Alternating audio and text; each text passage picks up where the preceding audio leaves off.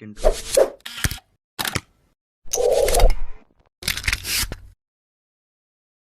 لکھنؤ کے بازار میں ایک غریب درجی کی دکان تھی جو ہر جنازے کے لیے دکان کو بند کر دیتے تھے اور جنازے میں شریک ہو جایا کرتے تھے۔ لوگوں نے کہا کہ اس سے آپ کے کاروبار کا نقصان ہو جائے گا، آپ کا کاروبار ٹھپ ہو جائے گا۔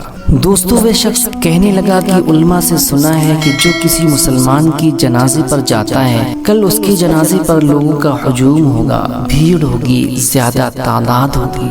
اس نے کہا، میں غریب ہوں، زیادہ لوگ بھی مجھے نہیں جانتے ہیں، تو میرے جنازے پر کون آئے گا؟ اس لیے ایک تو مسلمان کا حق سمجھ کر پڑھتا ہوں، اور دوسرا یہ کہ شاید اس عمل سے ہی اللہ راضی ہو جائے۔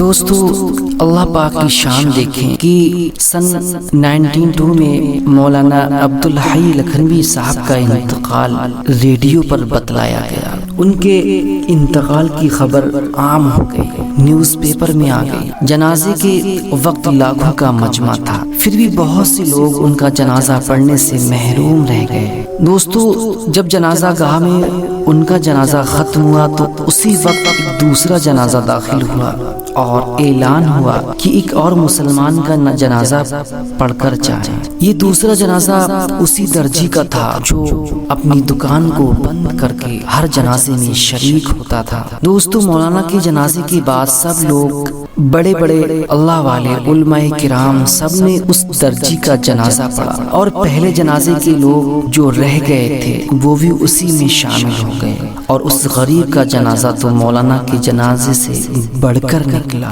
اللہ پاک نے اس درجی کی بات پوری کر کے اس کی لاج رکھی۔ سچ کہا ہے کہ اخلاص بہت بڑی نعمت ہے، آپ جیسا کرو گے ویسا ہی رزلٹ پاؤ گے۔ اسی لیے دوستو، جب ہم کسی کا بھی جنازہ دیکھیں تو سب سے پہلے اپنا کام چھوڑ کر اس کے جنازے میں شریک ہو جائیں، کیونکہ جنازے میں زیادہ بھیڑ ہوتی ہے تو آپ کی مغفرت کی دعائیں بھی ہوتی ہیں، اور اللہ تبارک و تعالی کس کی دعا سے آپ کی مغفرت فرماتے ہیں۔